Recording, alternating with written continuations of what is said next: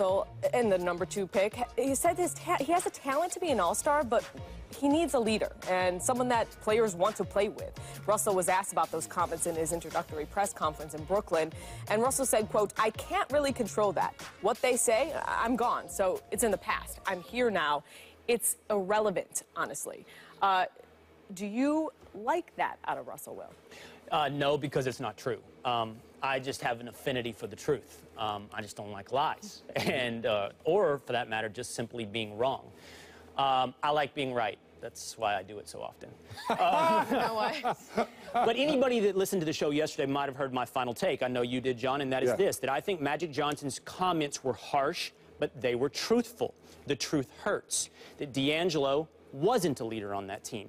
That D'Angelo apparently wasn't a guy that a lot of guys wanted to play with. And we can point to some reasons that were, at the very least, immature mistakes that were accountable for that fact. Right. And he wasn't the guy that made everyone around him better, at least not as compared to the guy that Magic was talking about, Lonzo Ball.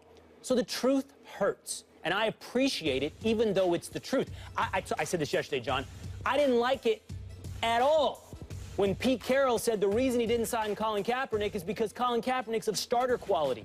Therefore, he can't be my backup. That's just such nonsense. You don't want a starter quality as your backup when you can get it? No. There are reasons not to sign Colin Kaepernick. That's not one of them. Right. So I don't like lies. I like the truth. Now, on D'Angelo's part, is it all irrelevant? No. No, it's not irrelevant. If it's true, D'Angelo, they should be very relevant to you. They should be the springboard for your future, for you getting better, for you correcting mistakes. It's anything but irrelevant. If it's irrelevant, D'Angelo hasn't learned a lesson. Well, okay, I think it's important for D'Angelo to say that. I think it was important that the way he said it was right. He said, well, they're going to say what they're going to say. I'm already gone. What Magic says now is irrelevant because he doesn't have to listen to it. It may be the fuel he needs. I can guarantee you when the Brooklyn Nets play against the Los Angeles Lakers, this kid is going to ball out. It'll be relevant. He is going to ball out, and that's what you do. And Magic loves that. Magic loves that he can get these kids to ball out, that he's giving them fire. When he said irrelevant, he just has to think about it. He has a lot of growing up to do. He knows that. But now being in Brooklyn, when his team is not going to be the greatest team he can possibly play on. He's coming from a losing team, going to another one. He has to change his game. See, I think we're hearing different things. When you hear him say it's irrelevant, what I think I hear you saying is he's moved on. That he needs to turn the page. He needs a new chapter, and he needs to be a new player. Right. But what I'm worried I hear there is that you haven't moved on. That if it's irrelevant, if those comments don't matter, then you haven't learned your lesson. What I would rather hear from D'Angelo is this. I hear Magic. Magic's one of the greats of all time. Magic knows something he's talking about. He certainly knows about leadership. I've learned from my mistakes. I'm going to be better as a Brooklyn Net than I was as a Los Angeles Laker. My mistakes are going to make me a better player going forward. Right. And watch me. Well, see, that's what I would say. Will, watch you're 33 years old. Of course, being at 33 years old, you would say that. His kid is barely 17. I'm not 33. I'm just joking. But you know what I'm saying? This kid, when you run into that situation, you are mature. You think about it at that time. You also have to understand he has to upend his whole life, moved all the way to a new coast, and he has to be there holding up a jersey around people that say, we want you, but really they took him because they could, and he has to find his way again. He doesn't have the words. He doesn't have, I would say, the vocabulary to do what you just did. Well, I don't know that. I don't know. Yeah. I don't know if it's a simple, I found the wrong word, but I will say this. All the things I talked about, learning from your mistakes, even the things you talked about, Cassidy, and you, John, is he going to ball when he plays against the Lakers? Yeah. Is he going to overperform because this serves as motivation? All I know is those are very, very relevant things. Yeah.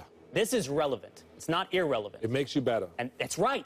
That's what helps you move forward, the relevance of these comments. Right. Not that they don't matter. Do you think he has all-star potential? Oh, yes. Brooklyn? I really do. I think he, and I was not a fan of what he did, right? And I said it, and I usually don't say anything. I wasn't a fan of it because it wasn't a mistake. It was a choice. He knew a choice he can make. So I think he made bad choices. And I think, you know, the way they played it off on a bad choice, I think since then it went downhill. And I wouldn't want to play with him. If you can't trust him in the locker room mentality, if you think he's a pillow talker, of course you don't want to play with that guy. It happened a bunch of times when guys talk too much. Loose lips sink ships. What would it take for you to forgive him, though, John? What would it take for you to move on I've as a already teammate? forgiven him. As his teammate. You just said I wouldn't want to play with him. I wouldn't. I wouldn't want to hang out with him. I've got to be honest. When that happened on the squad, and the squad was already in the situation was going into, Iggy is that big, and you don't do that. So how does he show up in that Brooklyn locker room? Was he- Unwelcomed? No, he shows up in that locker room and say, "Hey, fellas, here's my cell phone. I don't use it. I'm not hanging out with y'all, and if we do, I'm not filming." Well, that's the whole question here that we have to leave this with, is can D'Angelo Russell be different than the player he was? Yeah, he can be. In the locker room. What I said, if I was on the Lakers Yeah. while that happened, I'd be like, we gotta kick rocks, this kid. But to do that, John, he's got to learn. Oh, I hope he did. And it's going to be hard because he's going to be one of the biggest names in that locker Right. room.